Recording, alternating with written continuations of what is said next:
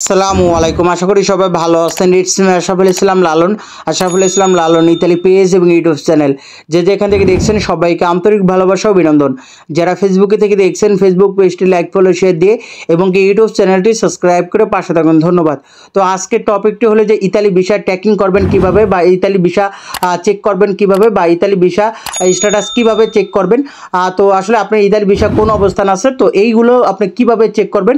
আর বর্তমানে status check করতে গিয়ে অনেকে সমস্যা ফেস করতেছেন। তো পুঙ্খানুপুঙ্খানুভাবে আপনাদের প্রত্যেকটা স্টেপে স্টেপে দেখাই দিব যে আসলে কিভাবে সহজে আপনি ইতালি ভিসা চেক করবেন। তো এটা দেখার জন্য অবশ্যই ভিডিওটা না টেনে সম্পূর্ণ ভিডিওটা দেখবেন। ইতালি ভিসা ট্র্যাকিং করতে হলে বা ইতালি ভিসা স্ট্যাটাস চেক করতে হলে বা ইতালি ভিসা কোন অবস্থান আছে এটা চেক করার জন্য অবশ্যই আপনি গুগল ক্রোমে ঢুকবেন। গুগল ক্রোমে ঢোকার পর এখানে দেখবেন যে সার্চ অপশনে এখানে আপনি লিখবেন যে বিএফএস গ্লোবাল ইতালি বাংলাদেশ। তো এই বিএফএস গ্লোবাল ইতালি বাংলাদেশ লিখে আপনি সার্চ দেবেন, দেখবেন যে নিচে লেখা আছে যে বিএফএস গ্লোবাল মানে ইতালি বিএফএস গ্লোবালের ভেরিফাই ওয়েবসাইট। তো এই নিচে আরেকটু নিচে লেখা দেখবেন যে take your application BFS global. তো এইটার দিকে উপর আমি ক্লিক করব। এই লিঙ্কে ক্লিক করার পর আপনার সামনে একটা পেজ আসবে এবং কি পেজের নিচে দিকে লেখা দেখেন যে you can also take your visa application status online, মানে এটা দিয়ে আপনার ভিসা স্ট্যাটাস চেক করতে পারবেন। এবং কি নিচে আরেকটা লিঙ্ক আছে যেটা লেখা আছে যে বিফোর 11ই নভেম্বর প্লিজ ক্লিক হেয়ার, মানে এইটা হলো যে 2024 সালের 11ই নভেম্বর আগে যারা ইতালি বিএফএস গ্লোবালে অলরেডি ফাইল সাবমিট করছে, এখানে আছে স্ক্যান কপি এবং কি রিটার্ন পাসপোর্টধারী। তো যারাই ফাইল সাবমিট করছে 11ই নভেম্বরের আগে 2024 সালের 11ই নভেম্বরের আগে যারা ফাইল সাবমিট করছে বা এখনও অপেক্ষা আছেন, ভুক্তভোগী হয়ে আছেন, তারা এই নিচের লিঙ্কটা দিয়ে আপনি চেক করবেন। এবং কি যারা 2024 সালের 11ই নভেম্বরের পরে যারা ফাইলগুলো সাবমিট করতেছে বা বর্তমানে 2025 সালে ফাইলগুলো সাবমিট করতেছে, তারা এই স্ট্যাটাস দিয়ে চেক করবেন যে লেখা আছে যে you can also take your visa application status online. তো এইটা দিয়ে আমি আপনাদেরকে ফার্স্টে দেখাই এবং কি নিচেরটা দিয়ে আমি পরে দেখাইতেছি। তো এখানে এটা ক্লিক করার পর দেখবেন যে আপনার সামনে একটা পেজ আসছে। তো এখানে লেখা আছে যে রেফারেন্স নাম্বার এবং কি লাস্ট নেম। তো এই রেফারেন্স নাম্বারটা আপনি কোথায় পাইবেন, অবশ্যই আপনি যেহেতু ফাইলটা সাবমিট করছেন এবং কি পাসপোর্টটা সাবমিট করছেন, তো আপনাদের অবশ্যই লম্বা একটা রিসিট দিয়েছে। ওই লম্বা রিসিটের মধ্যে লেখা দেখবেন যে নেম অফ অ্যাপ্লিকেন্ট। তো আপনার নামটা লেখা থাকবে যে ফুল নেম, যেমন আমি শান্তা ইসলাম, যে এই যে রেফারেন্স নাম্বার এটা দিয়ে আমি চেক দেওয়াবো।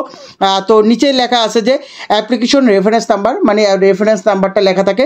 তারপর লেখা আছে যে মিশন রেফারেন্স নাম্বার বা বারকোড, এখানে বারকোডও লেখা থাকতে পারে বা মিশন রেফারেন্স নাম্বার লেখা থাকতে পারে। তো আপনি যেহেতু এটার মধ্যে মিশন রেফারেন্স নাম্বার লেখা আছে, তো এই মিশন রেফারেন্স নাম্বার দিয়ে আপনাদের যেহেতু চেক দেব। কেন, যেটা হলো যে বর্তমানে 2 সপ্তাহ ধরে আপনাদের সমস্যা, আগে আপনারা রেফারেন্স নাম্বার দিয়ে চেক দিতেন, এটা দেখতে পারতেন, কিন্তু বর্তমানে একটু সমস্যা হইতেছে। এই জন্য আপনার ওই রিসিটের মধ্যে যে লেখা আছে যে মিশন রেফারেন্স নাম্বার বা বারকোড, যাদের বারকোড লেখা আছে বারকোড, বা যাদের মিশন রেফারেন্স নাম্বার আছে তারা ওই মিশন রেফারেন্স নাম্বারটা দিয়ে দিবেন। মানে 9 ডিজিটের অক্ষর থাকবে, 9 ডিজিটের আপনার ওই 9 ডিজিটের লেখাগুলো আপনি এখানে লিখে দিবেন। 9 ডিজিটের সংখ্যাগুলো আমি লিখে দিচ্ছি। তো এখানে লেখা আছে, তো এই যে আমি 9 ডিজিটের সংখ্যা দিছি দেখেন। তো এখানে এটা হলো আমি কোনটা দিছি, আপনার রেফারেন্স নাম্বার দিয়ে যেহেতু চেক দিতে পারতেছেন না, যেটা 2-1টা অক্ষর আসতেছে না, তো এই জন্য আমি কিন্তু ওই যে বারকোড বা মিশন রেফারেন্স নাম্বার ওইটা দিয়ে আমি চেক দেওয়াই দিতেছি। তো ওইটা দিয়ে আপনারা এই পন্থাটা ব্যবহার করবেন যেহেতু চেক দিতে পারতেছেন না। তো এখানে লাস্ট নেম, তো লাস্ট নেমের জায়গায় আপনি কী দিবেন, লাস্ট নেমের জায়গায় আপনি ওই রিসিটের মধ্যেই দেখবেন। তবে এখানে যদি আপনি না বুঝতে পারেন, অবশ্যই আপনার পাসপোর্টের ভেতরে দেখবেন যে সার নেম বা বংশগত নেম ওইটাই আপনার লাস্ট নেম হিসাবে গণনা করা হয়। তো ওইটা আপনি দিয়ে দিবেন। বা এখানে 2টা নাম থাকে, যে প্রদত্ত নেম বা সার নেম বা গিভেন নেম। তো আপনি ওই সার নেমটাই দিবেন বা বংশগত নামটা এখানে দিয়ে দেবেন, যেটা বংশগত নাম বা সার নেম। তো ওইটা আমি দিয়ে দিলাম, যেহেতু এখানে ওনার লাস্ট নেম বুঝাইতে আছে শান্তা ইসলাম, মানে ইসলাম হইলো ওনার লাস্ট নেম, তো আমি ইসলাম দিয়ে দিলাম।